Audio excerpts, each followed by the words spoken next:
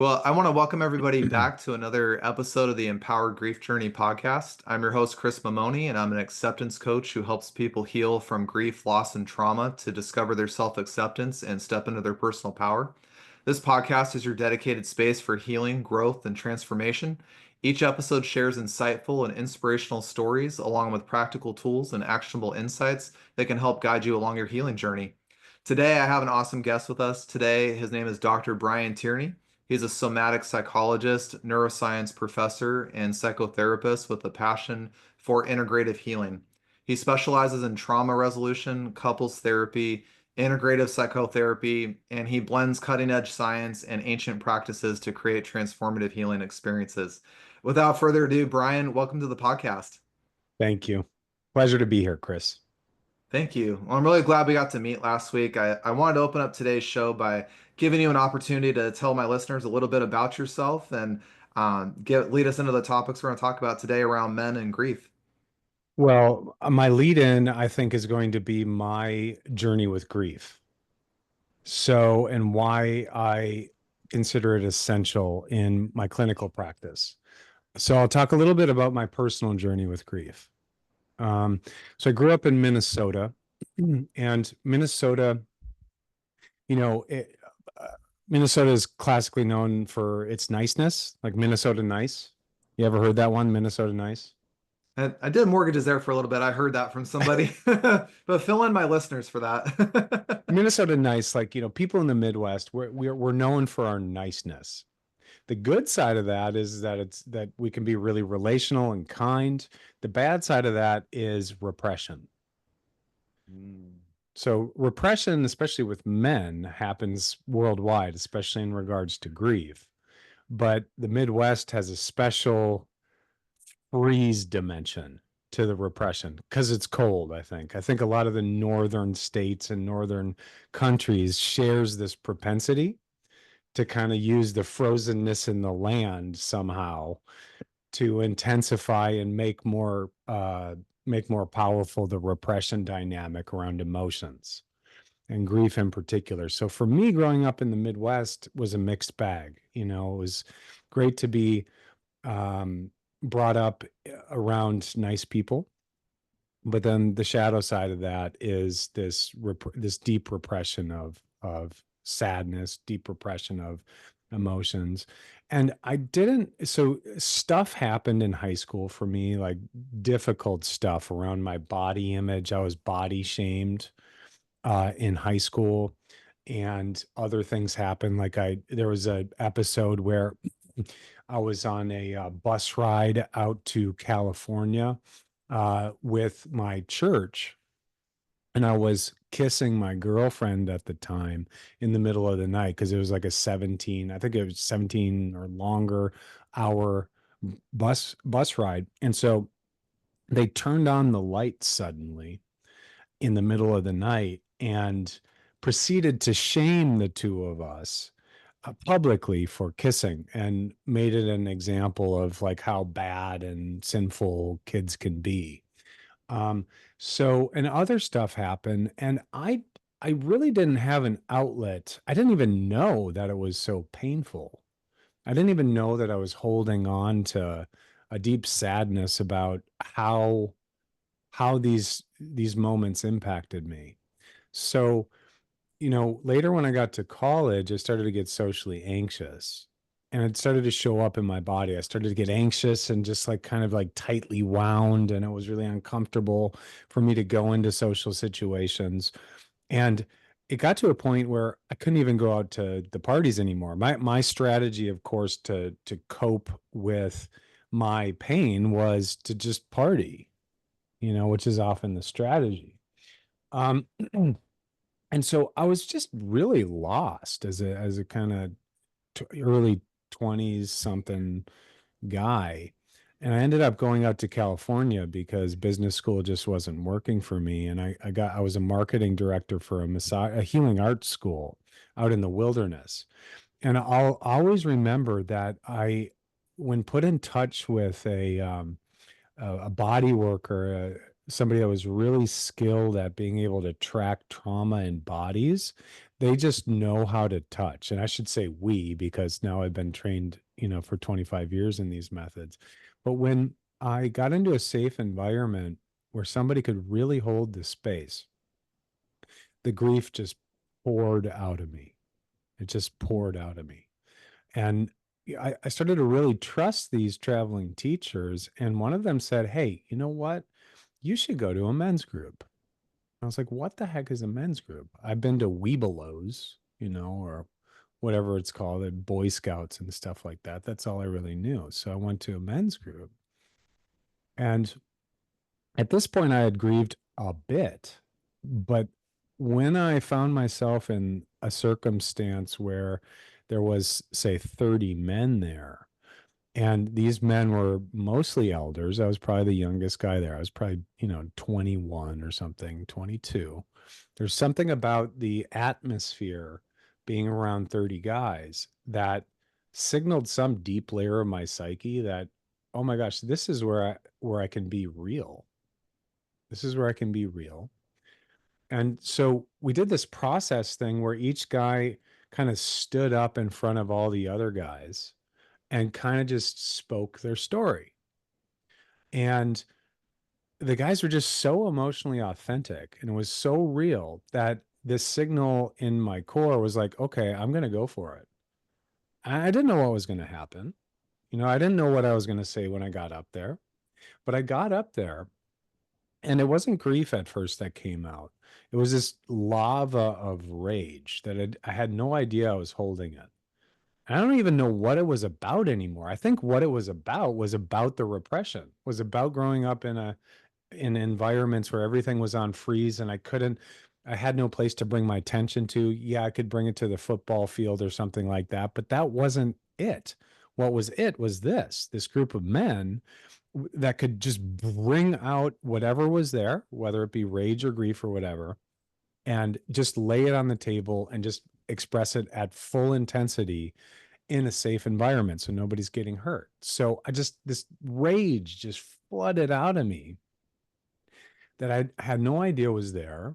And then after that, it was the grief. And I found it was almost like I lost time for like 30 seconds or something like that. Like I blanked because it was just so intense for me. And the next thing I knew, I had like 15 guys holding me up towards the sky. They brought me outside of the room and they all held me up and I was just weeping. It was just like I was just weeping and then weeping and weeping. And there, so I had these elders, these beautiful guys just kind of holding me and kind of caressing me in a non-sensual way and just like I was a baby or something like that because this level of grief was like a whale and I had no idea it was inside of me. I was sobbing and sobbing. And then because this was so formative for me, I worked with men for many, many years because it was just so beautiful. I became a facilitator in men's work and I just saw how many men are holding a lot of grief. And now as a psychologist, clinical psychologist, I have really come to the statement that men die of grief.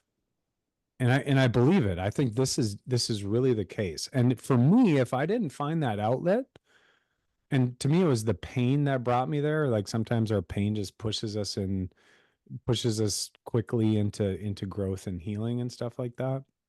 But if I didn't have that outlet, that moment with the men, and I held it for years, I could easily see how it would kill me.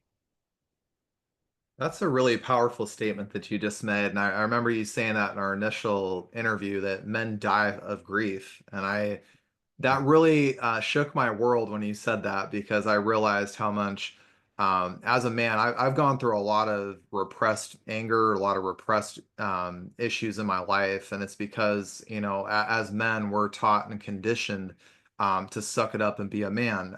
Like one of my other guests said, boys don't cry, men don't cry. You figure it out, you're strong, you're tough, you can get through that. I think it was really powerful that you gave that example of going to a men's group where it's just men. And something about that space, I think why that erupted in such a volcano is that you found a place where you for once could be safe. You could just be Brian. You didn't have to be Brian that puts on a shield and acts nice and normal in life like nothing ever happens. It was a safe place for you to really just for once get in touch with that. And I think a lot of men I can speak for that I've run into because I felt the same way with things I've gone through. We're always having to put on these layers of shielding from how we actually feel. And we're only really taught anger. A lot of people thought will find that's funny, but men are taught anger, but we're not taught these other emotions. And Mhm. so I'm really grateful you had that group experience with men that actually gave you empathy and compassion and understanding and even kindness from what it sounds like in that beautiful moment you just shared. Oh, it was definitely kindness. I would even go so far as to say reverence, that they held the grieving process with reverence. Now, it's kind of like you hear reverence in relationship to grief, and you're like, what the fuck? Reverence? What are you talking about? Like, it's the opposite. Isn't it an expression of how weak a man is?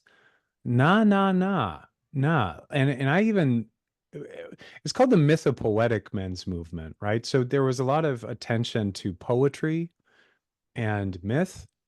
And, a lot of guys think poetry, and there's even some guys I work with, I work in Silicon Valley, they're very far away from turning towards poetry as like something that could be useful because everything is about efficiency and utility. So it's like it can be a far stretch for some men. But what poetry did for me is it helped me to understand that there's a layer of grief that sort of moves in the direction of praise. And it comes from Rilke, the great poet. The only place that grief, this is Rilke, the only place that grief can go is the place that praise already is.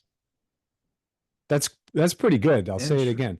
The only place that grief can go is the place that praise already is.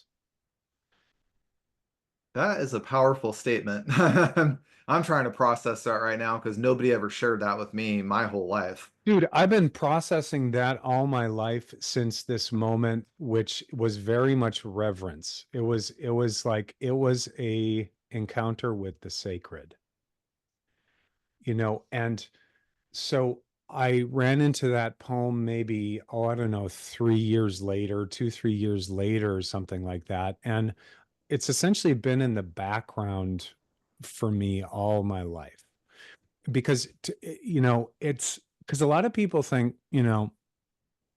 well, all right, grieving, especially with men, well, it's kind of okay if you have a little bit of a tear at a funeral or something like that. Or if something horrible happened, it's kind of permissible to have like a half a wave of grief. That's like not like an ocean wave though, like a lake wave from a motorboat. Of course, I'm going to use imagery like that because I'm from Minnesota, but it's okay to have like a wave or like a half a wave, provided that it's under the right circumstances, it's in the right social context, and usually it's got to be private. If it's social, it better be a funeral, or it better be, you better like really zip it. If it's permissible at all, it's got to be just a little wave.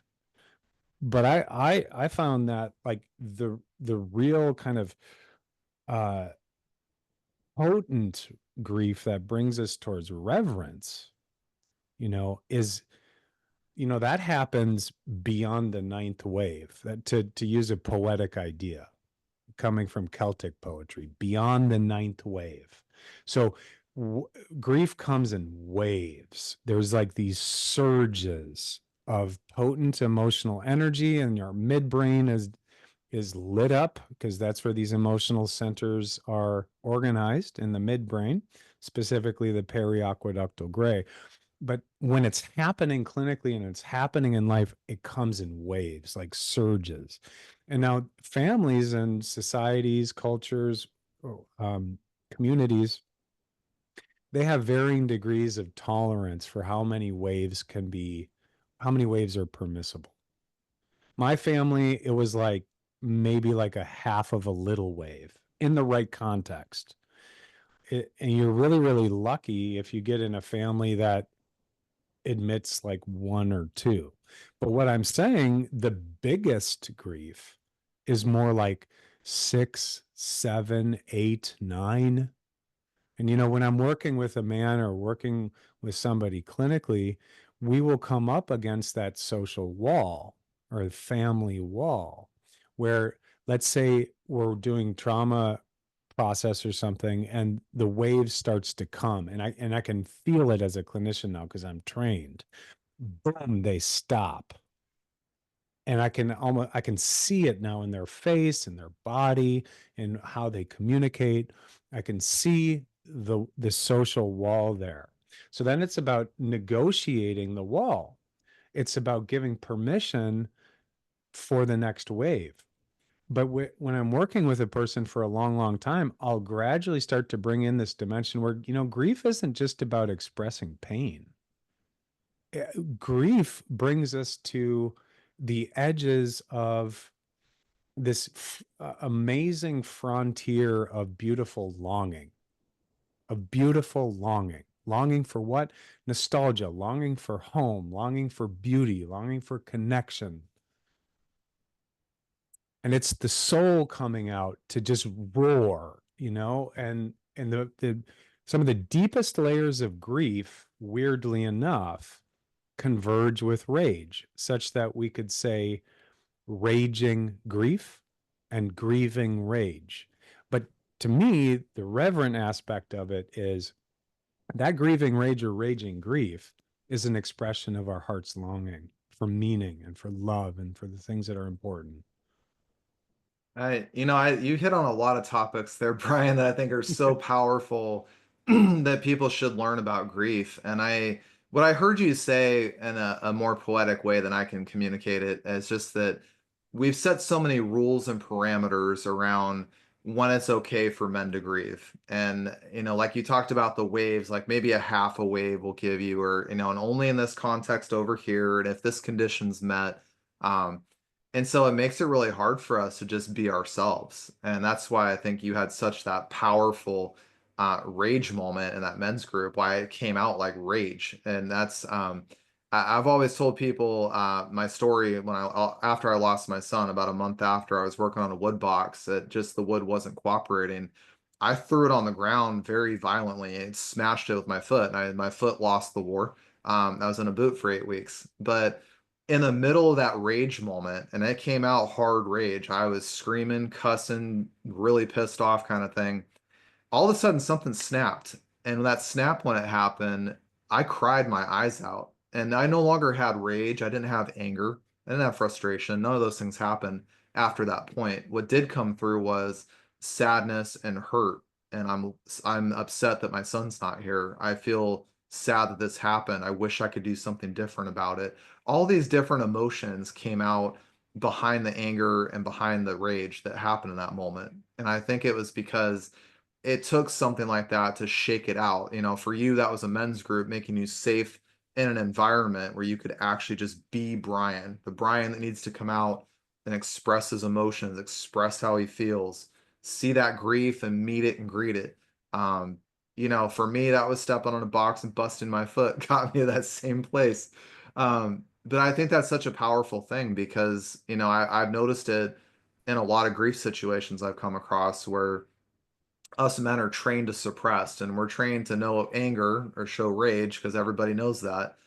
But we haven't quite normalized in a sense that we don't need to break it down to half a wave or a quarter wave, and only in this condition here, this one over here, but to say that you had an experience. Doesn't matter what it was, but you had an experience and it made you feel something.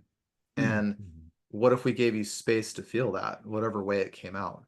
And Mhm. then that would not, give people this idea and impression of trying to control something they can't control, but instead release it and actually understand and interpret it for how they actually feel. I've run into people, by the way, that have gotten into a very big rage state, and when I'm able to break through to them and say, "How do you really feel?"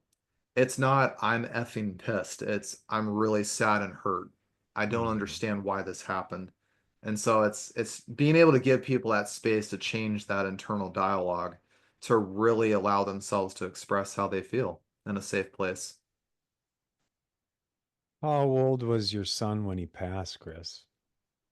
Unfortunately, he died the day before he was supposed to be born. So he was born stillborn. That's right. That's right.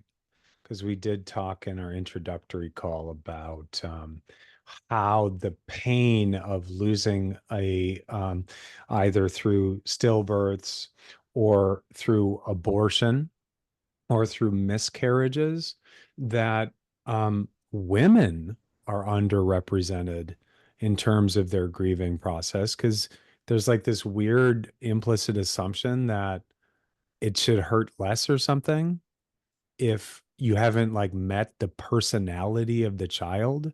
Like y- and it's like, where does that come from? And that's with women. And of course with Yeah. men, like the pain of losing a child that hasn't come full term, or child that's been stillbirth, it is really overlooked. I mean, it's overlooked with women. Like obviously it's going to be way more overlooked with men. Ye- So, yeah. that was the most unique experience I had since you've been the first person I've really been able to talk to about men's grief and in detail like this. And I am I'll share. I went to a lost parent gathering at the hospital. It was put on by the nurses that were there for me that day. They were there for a lot of parents that went down the club that I say I'm not proud to be part of, but we are. Um, the women there were very much connected with their emotions. They were very much present with things. Some of them had moved forward in whatever capacity in their life. But what was interesting is when the men got brought up to talk or speak, none of us did. It was very interesting. It was almost like we felt like we're not sure if it's okay for us to say how we feel. It's not sure if we're okay to say that we're still upset by this. And I talked to parents that lost their child just the way I did, or they lost a 2-year-old or a 4-year-old. Um, and it was interesting to see how underrepresented men are in that process. And it was very interesting to see too that men were very much, I'm not sure this is safe for me to open up and say how I feel. I saw the nervousness on the face. I saw the step back in the personality. I saw it all happen. And it really drew attention to me that again, just like you talked about, when you were shamed on that bus, which I'm very sorry that happened to you. That's just inappropriate in a lot of ways for people to shame you to that level. Um, but I also saw that um, you were being you at that point, and what 17-year-old's not doing stuff like that. Everybody is. But to shame somebody that hard leaves an imprint there that says, I can't be who I need to be or who I want to be in that moment because there's a stigma around that action because of a belief system somebody had. And it didn't, when you went to that men's group, I was envisioning just how the power of your story, saying all of that came up in rage. I can tell you lost parents that I met, especially the men, I can see it sitting just right here, waiting for permission to be get let out. And Yeah. so I can't imagine how powerful that was for you to have that experience. And um, I think that's something more men need is other supportive environments with men to say, this is okay. This is your place to get this out. There is no judgment. There is no, only in this condition or that condition, but this is a place for you to just get it out and really meet Mm. yourself, meet your grief. Because you're right, men die from grief because we hold it in. And I'm a firm believer that when we do hold in Mm. emotions and grief and loss and trauma, and it gets stored in our body. It not only messes with our mind, but it creates our body to become out of whack. We start getting health problems from that, not releasing. Mhm.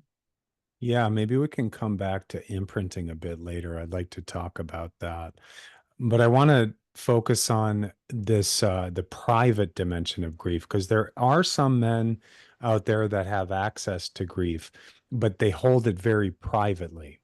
So they'll have a bit of a cry, maybe with a movie or something like that, or something bad has happened, and they'll have access to, maybe a wave, sometimes a couple waves, but it's held very privately, never with anybody else. Like I'll give you an example. I'm working with a man who has exactly that presentation where he has access to grief, but it's all private. But, grief, sadness is profoundly relational. Okay. So, uh, we're not going to get anywhere clinically in terms of the deeper layers of relief and release if we can't get that grief a little bit more public. And I don't necessarily mean public. We can talk about public later too, but I mean relational grief, being able to be witnessed in it. That is where the power really is in the now I'll get guys grieving on their own as practice, basically, for being witnessed in it, because the deep emotional circuitry around sadness has everything to do with separation distress. This comes from the neurobiology, and so we share with other mammals hardware in the brain that relates to what they call a combination between panic and grief. So when we're in a separation distress, when there's been a rupture in a relationship or there's been a major loss, that's an attachment. You've created an attachment with your unborn child. There's an attachment there. And this is a lot of people, even in psychology, people think that psychology starts at like post birth. Bullshit. Attachment starts before conception. I mean, for God's sakes, it does, right? It starts with the idea, like the longing to have a child to support your meaning making and your love of life. Children are our hope, our future, our reason for living a lot. So when you lose that, it's an enormous attachment rupture. Because there's an attachment, and I don't mean attachment in like the Buddhist sense as something that you're supposed to avoid, but like bonding. And when we lose a bond, we go into a combination of panic and grief. That's what the neurobiology says. It's called the panic grief system. This is Jaak Panksepp's work. And so that is separation distress. You take a mother uh, guinea pig, or take a mother guinea pig away from the child, and it's going to do separation distress calls. It's crying. It's crying. It'll cry for its mom, you know? So, um, all that to say that, sadness and grief is fundamentally relational. If you keep it private and you're not witnessed in it, you're not going all the way. I think that's a really powerful statement because I never have actually thought about grief in that capacity. And that's very, very interesting to think about. I always saw grief as like love with nowhere to go, is kind of where I've thought about it.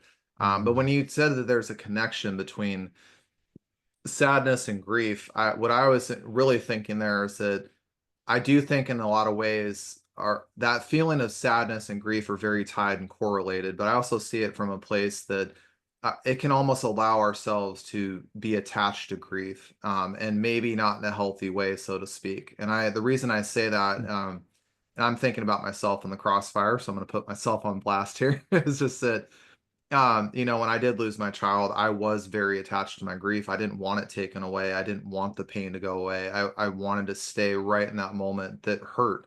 You were making me think about I had a big sadness connected with my grief. I just didn't see it that way.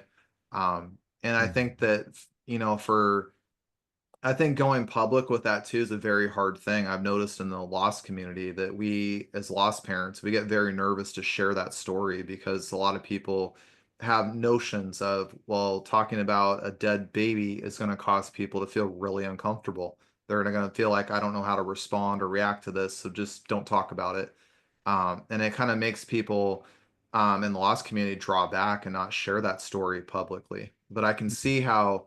Um, I've gotten very public with my story over the last 60 days, and you're making me reflect on my time right now.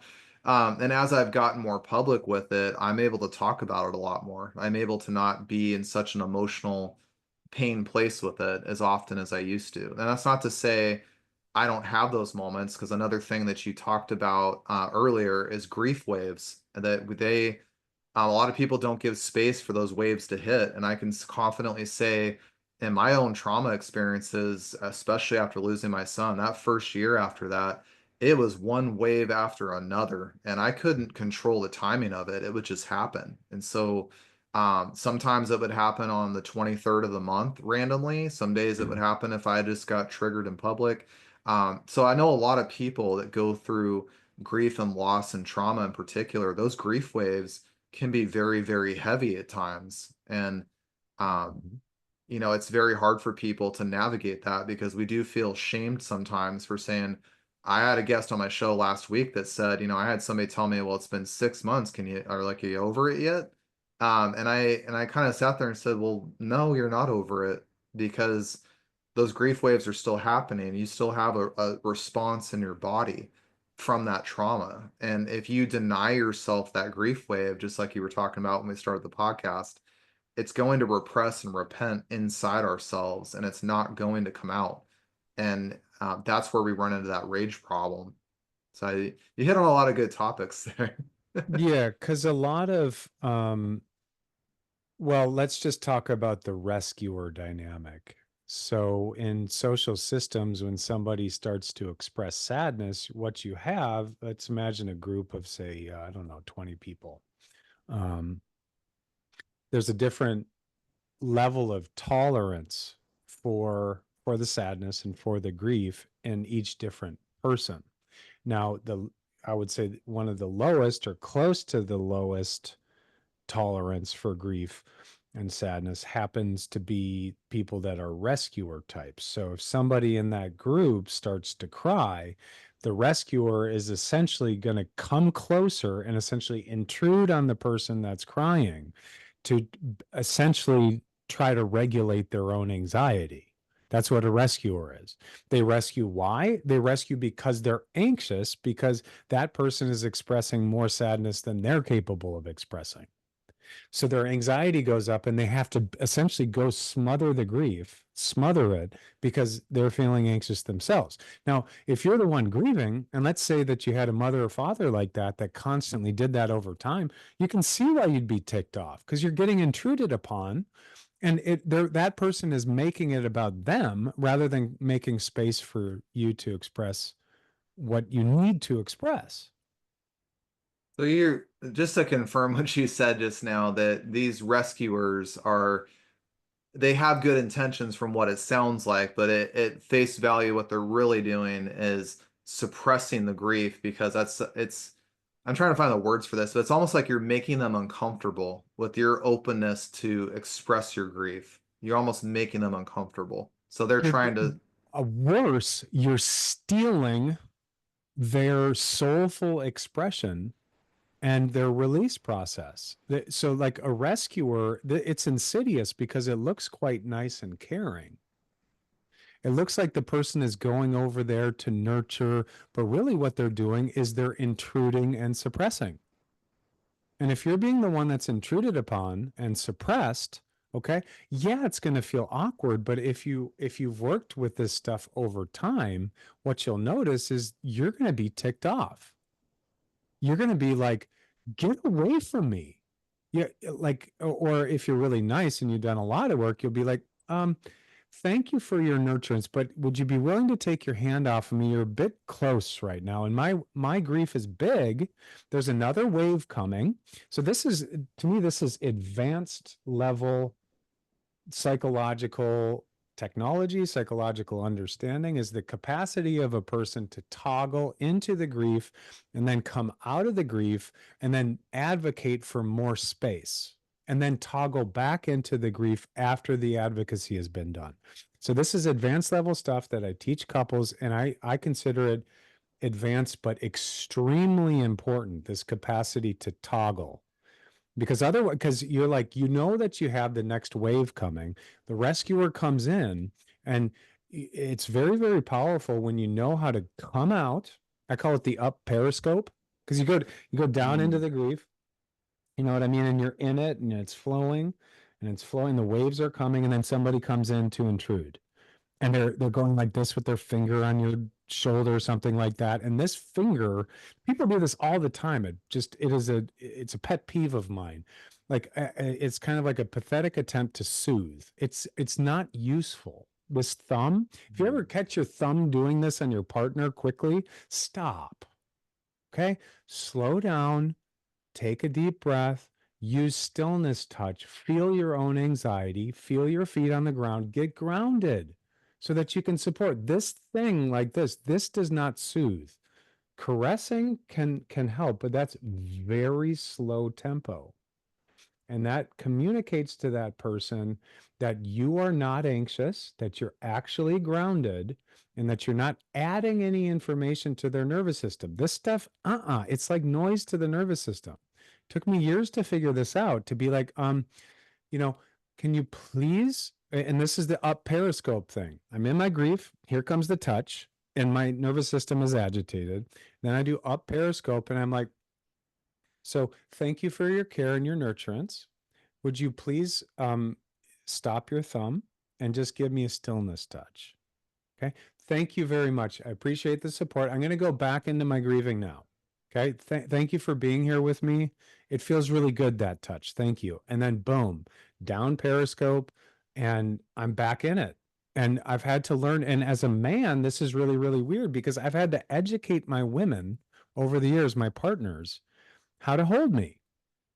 And this is really a role reversal, right? Because often it's the women that are more emotionally intelligent. But I'm not saying necessarily that. I'm just not trying not to be arrogant here, but just by life's initiation and by the suffering in my life and my own learning process, I Mhm. learned that I had to advocate for myself. And so I've had to teach pretty much all my partners throughout my life how to hold me. And I'm very proud that I'm able to do that, because then now I can teach couples how to do that. And I can teach men how to advocate for their own space. Well, Brian, I think what you said there is actually a very safe thing, and I hope my listeners don't take that any offensively, because what Brian is really saying right now is a very powerful thing in relationships, a very powerful thing in friendships or connections you have with other people, about understanding how that person receives touch or receptiveness in those moments, because we as individuals have our own needs and we try to meet those needs in various different ways. But when we don't communicate our needs or even understand how to communicate them, sometimes, like you said, a thumb on the back can be a very inappropriate touch. Somebody can be like, "Don't do that to me. What are you doing?" And they're going to react. Well, that person Or the may pat on not the like, back, right? The hug with the pat on the back. yeah, You're deeply grieving your loss, and somebody's like, "Oh, yeah, there we go." yeah, I watch a show called Big Bang Theory, and the one guy, Sheldon, in the show doesn't like human touch. It's not his thing. He does not like people touching him. And his girlfriend he gets in the show she's a big hugger. She likes to be held when she's having a bad time, and he does this awkward like there like thing, and you just can smell the tension coming off it. Like, dude, she Oh. wants a hug. Give her a freaking hug. That's her code language of what she needs right now.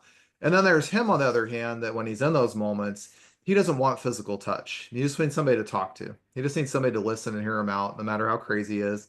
What you said was really powerful there, to understand what our needs are in that moment and being able to communicate those. And that's something that, I'll be honest, I struggle with personally in my own relationship a lot, communicating my needs, because I wasn't brought up and raised how to do that. I was always raised that it's somehow floating out here in the air, and people can figure it out for themselves and understand it. But that creates a lot of conflict and a lot of tension, by the way, because like you said, if somebody were to come up to you, give you a thumb on the back and say, "It's okay, Brian," you're going to be like, "Please don't do that. That's not going to work for me." So I think it's really important what you said about communicating your needs in that moment, what works for you, so that way your partner can better understand how to console you through the grief. Yeah. Well, you mentioned the word imprinting. It's an important concept to be clarified. So imprinting is an early attachment dynamic. So that, let's imagine a caregiver. Let's imagine that we're a young boy. Both of us were young boys. Okay. And and let's say we've reached, oh, I don't know, whatever age it is when it's not okay for a boy to cry. There'd be different ages for different families. Okay. And That happens. We start to cry, and then either the rescuer comes in because they're anxious and they suppress it, or we get, the we get put in the be a man box. Okay, come on, boys don't cry, or this isn't the place for that. Can you, or whatever trip it is. The element of imprinting has to do with the body. So where do we put it? It's like, eh, you know, listen, grief is a bioenergetic process, and I'm not talking woogie woogie here. I'm talking about there's a pumping mechanism in your diaphragm that gets initiated, like similar one to laughter, believe it or not. I don't know if you've ever cried so hard that it's kind of approaching laughter, or I've laugh been so there. hard it's kind of approaching tears. But what's happening, like bioenergetically, is the mitochondria, which are the energy engines inside every cell, are firing up in the diaphragm to get the pumping mechanism going. So it is an energetic process. And by energy, I don't mean woogie woogie energy prana or something like that. I mean actual mitochondria, which are the ATP sources of every cell, lighting up like fire in your diaphragm. And there's a pumping mechanism that is essentially distributing fluid throughout the entire connective tissue system of your body. And that has widespread effects. Psychoneuroimmunology is the science that is connecting the psyche and emotions with the nervous system and the immune system. So if you're not laughing and crying, if you can't find those waves and get those diaphragm, because it's intense, right? It's an intense, like this, and it actually pumps fluids throughout. So there's a mechanical dimension. Like we think, oh, it's just psychological. No, this is a plumbing issue. That's why I say men die of grief. I'm not just saying psychologically. I'm talking about their neuroimmune system is getting effed up from continuous, and it's this imprinting stuff. Okay, I get this message. Okay, get in the be a man box, or it's not okay to cry in this context or that context. Or when I start to cry, I expect somebody to come in and repress me because they're anxious. And now the imprint is when I cry, other people are going to be anxious. So I start to expect that. How does the body learn it? It learns it through going like this. That's somatic psychology in a nutshell, right? We learn that imprinting comes in, and when the impulse to cry comes up, the body has it just runs this old imprint again, and the diaphragm locks up. We stop breathing. We certainly don't get that pumping motion, and the brain learns to predict and project that it's going to be intruded upon, so it just replays being intruded upon. And then over time, that's going to have consequences on the immune system. I'm glad you brought that up because I read a book not too long ago by Dr. Joe Dispenza. It's about breaking the habit of being yourself. And something I thought was really correlating to what you just said is about imprinting is when we take on these belief systems, when we take on these things from our family, our coworkers, our external environment, our brain hardwires that in there and says, if I take this action or do this thing, this is the response I get, and this is how I respond. And then it trains not only your mind, but also trains your body how to respond to it as well. And I learned through this book, it's taken me a lot of work, by the way, to learn and understand this to the best of my ability, that when we do want to change those behaviors, when we want to change those responses, especially with grief, it is very, very hard because this thing up here is wired a certain way for a long, long time. This is also wired for a long, long time, like years. And when you try to work through and change those things, there's almost like a fight that goes on between our mind and our body because it's not used to changing and adapting in a certain way to meet a need or process grief in a different capacity. And so it's almost like when we want to break those imprints that happen to us, it's a real struggle to, in a sense, educate our mind and educate our body that we no longer have to respond this way to get the response we want or need. We have to do something a little different, and the outcome's going to be different. And showing our mind that new pathology of what that looks like. I found that to be a very interesting concept. For sure. So, I tell couples we're allergic to healing. mm, And and it's true because you can come into couples therapy or you can come into therapy or you can come into coaching and your conscious mind can say, ah, yeah, I totally want this relationship to get better. I want to get better. I want to move away from my habits and I'm committed. But when the rubber hits the road, there's an allergy that comes up, and what you find is people self sabotage all the time. Even though, like for example, this is very very common. I'm going to pick on you, women out there. I'm going to pick on you. Um, this happens fairly often clinically, where the woman says, I want a man that just is more emotionally expressive. I want a man that knows that is in touch with his emotions. Okay, and let's say that that's in the couples therapy context and what happens the moment that the man expresses emotion, whether it be crying or anger or whatever it is? What do you think happens? She comes in and intrudes immediately and defends herself. So I'm thinking, and this is a pattern. This is a stable pattern. This is not a one off thing. This happens often, right? The woman wants an emotionally literate man. And then the moment that the emotion shows up, they come in to thwart it. And it happens a lot. Okay. So there's double standards there. And I'm using this by way of an example of an allergy to healing. The conscious mind wants the emotionally literate man, but the unconscious just wants an opportunity to give a hit when the guy is vulnerable, or to kind of just have another thing on the ledger to, say basically, see, that's where you're being aggressive again. So really what they often mean, what their subconscious wants, is, essentially, just kind of social proof that the guy is being wrong or something like that. And they want to be able to select what emotion, and when, and in what context it's okay, which essentially gives them absolute control over the man's emotions. I think that's really powerful what you said, by the way, because that allergy to that change is it's a real thing. I've seen it a lot in the career fields I've been in. I've seen it in coaching too.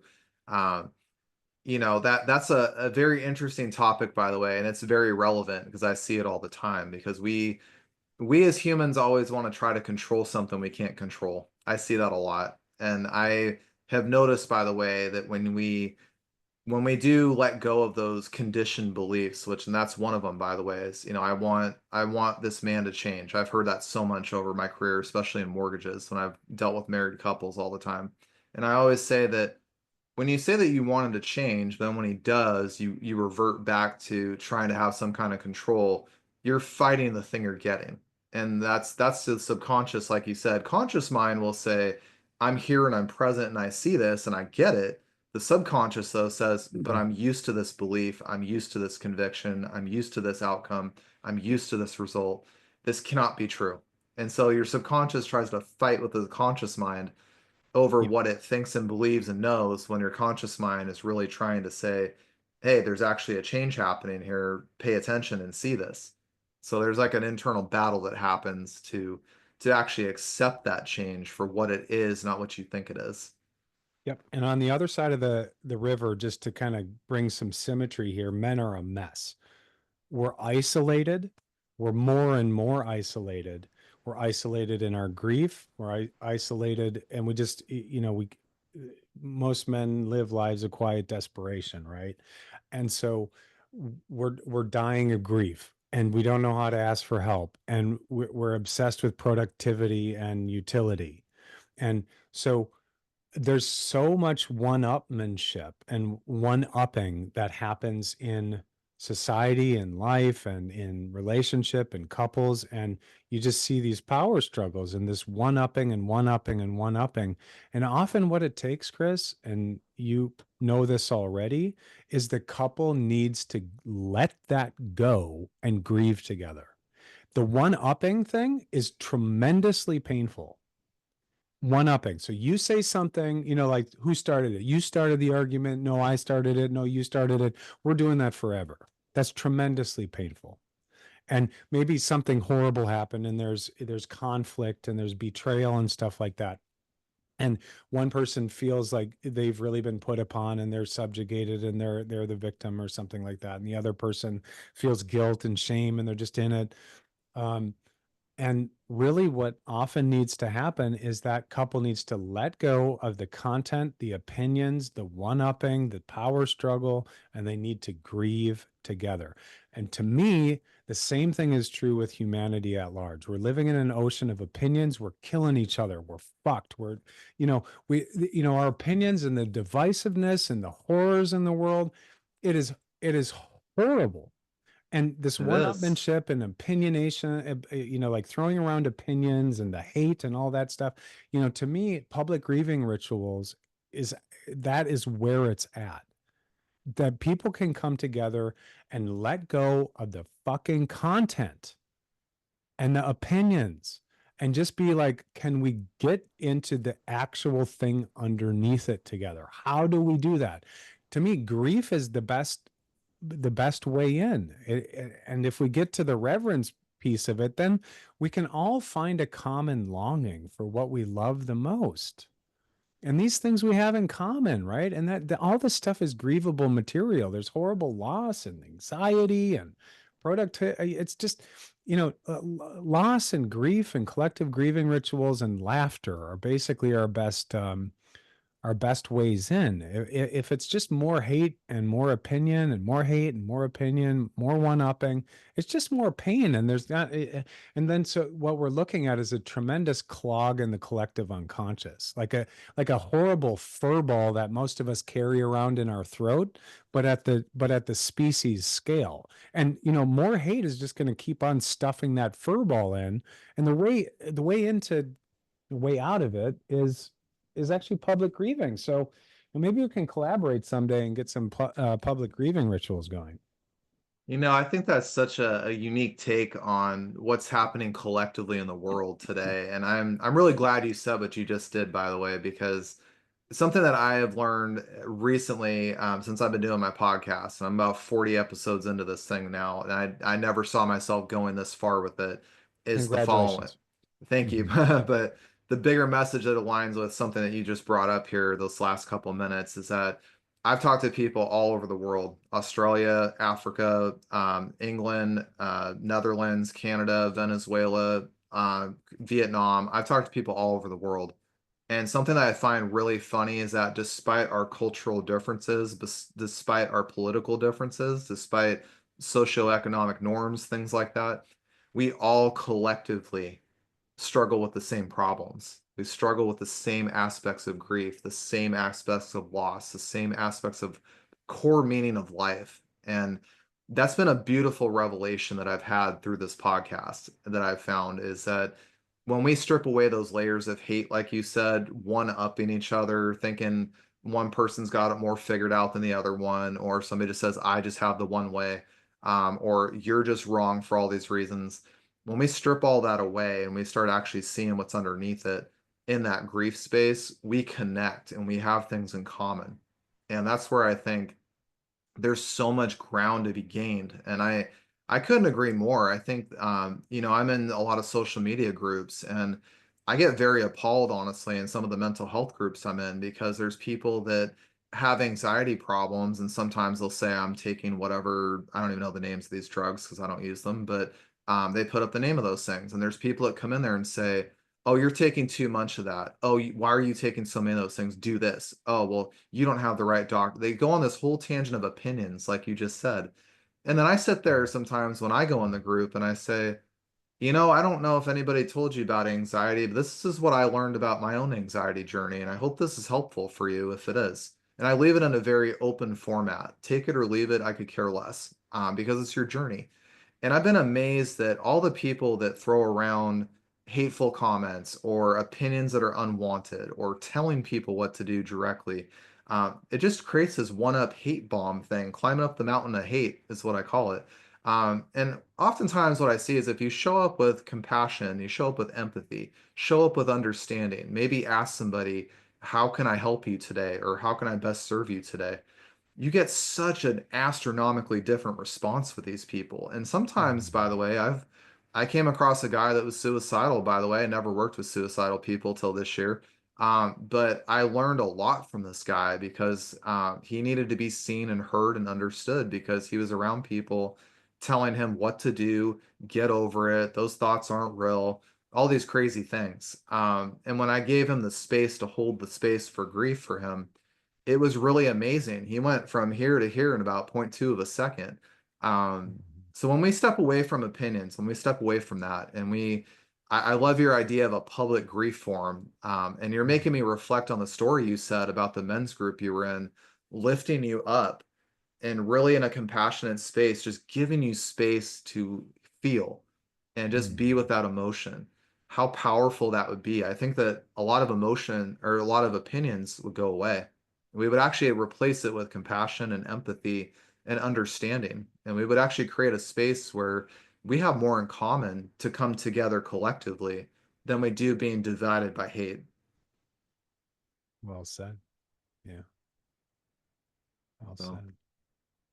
Brian, this has been a real honor to have you on my podcast today. I personally have had some major breakthroughs listening to you today, that I'm going to be reflecting on later. So, Awesome.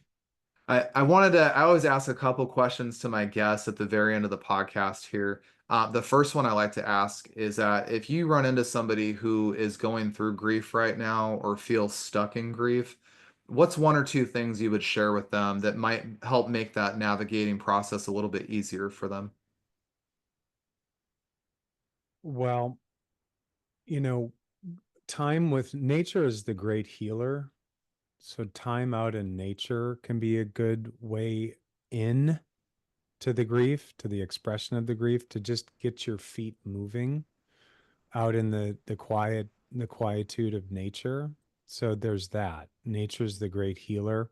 Go down by the river and cry, you know, so that because it's a little bit more advanced for some people that aren't used to it to come out of the private dimension of grief and to have somebody else hold it. So to have nature hold it is a good first step to get out in nature. People that struggle with finding their way in, and for you men out there that are blocked, I recommend uh, putting together a grieving playlist of music that makes you sad. And this isn't about, and I need this, we need this disclaimer for men out there. This isn't about rolling in the pig shit or something like that, or like a pity party. It's not about that. It's about having a release for yourself. So you put on the music, you say to your psyche, you say to your unconscious, hey, I'm going to give you 40 minutes to just let things out. And then after that, then we're going to take a shower and we're going to be done with it. Okay. And then so you develop a discipline of grief, a discipline of grief. And I tell you, this is very, very powerful. You put on the music and you grieve and you say to your psyche, okay, I'm going to limit it to this time of the day so it doesn't flood out over other times in my life, so that it's compartmentalized. You know that you have this space. So I would recommend that. And then the next step is to, find somebody to hold you. But also the advanced level, as I've been saying, is to learn how to advocate and feel into what works for you in terms of holding, and to have a voice and to practice this going in and coming out thing, because there's a lot of waves in there for all of us, because we all suffer, and we need to learn to advocate for that space to just let it all come out.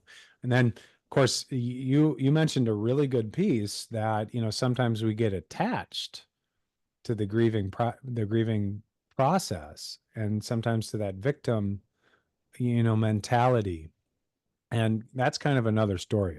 I'd recommend reading Care of the Soul by Thomas More for that one. It's a great book for that. It's hard. I think you're right. We should bring compassion to the part of us that gets attached to that low place and that victim place, because hey, you know, in the case of losing a child, it's like you've lost your future. For that, children are our hope. You know what I mean? They are our meaning making. And it is devastating. And so to bring compassion, to be like, ah, yeah, I understand why a person would give up. I understand why I would give up, given that I've lost my hope for the future for myself and my vision for this for the future. So obviously I'm going to be eating some ashes for a while. But hey, like to try to give yourself some kind of banks of the river or something like that, a container so it's not flooding all over the place. I think that's really excellent advice, Brian. I couldn't agree more with that because grief can really spill over into a lot of areas of life. And, I've seen that a lot with people I've talked to in the space that grief affects a lot of our life. I've seen people lose jobs and relationships, especially being a lost parent. I've seen a lot of parents divorce over losing a child, and it's really, really sad to see. But when we're Mhm. able to channel that grief and give it a container, a space, for us to actually have that grief and work through it and not allow it to affect certain areas of our life. That's still a powerful way to handle that, and give ourselves that space to do so. Um, my other question I have for you as we wrap up is if people want to connect with you, where can we find you? Yeah, website is somatic doctor, SOMATIC, doctor spelled out, .com. And somatic, as I said before, is just really fancy talk for a mind body specialist. So, if you want this perspective on the nervous system and the brain, I can help out with that. And then my Instagram is hashtag the somatic doctor. Perfect. So I'll definitely put those links in the show notes once this podcast episode goes live. So I just want to say, Brian, that this has been a very insightful, a very impactful episode of the Empowered Grief Journey. And I just want to thank you again for being a guest on the show today. Thanks, Chris. Hope to see So you again. likewise. Well, I just want to thank all of my listeners for joining to today's episode with Brian and I on the Empowered Grief Journey. If this episode resonated with you, please share it with somebody that you know could benefit from Brian's story. The Empowered Grief Journey is all about honoring your journey, embracing your emotions, and finding strength in your own time. I want to invite you to follow your podcast, which is going to be my podcast as well, at empowergriefjourney.com. You can also listen to other episodes there as well. I want you guys to know, though, that you're never alone on this journey, and together we can navigate grief with courage and compassion. Until next time, be kind to yourself and take your grief journey one step at a time.